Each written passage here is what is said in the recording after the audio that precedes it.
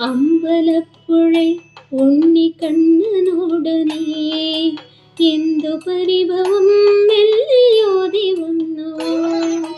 കൽവിളക്കുകൾ പാതി മിന്നി നിൽക്കവേ എന്തു നൽകുവാൻ എന്നെ കാത്തു നിന്നു നീ.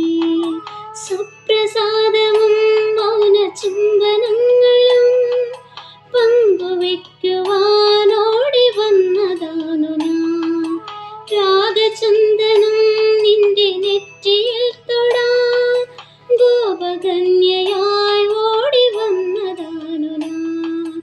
അമ്പലപ്പുഴ ഉണ്ണിക്കണ്ണനോടു നീ എന്തു പരിഭവം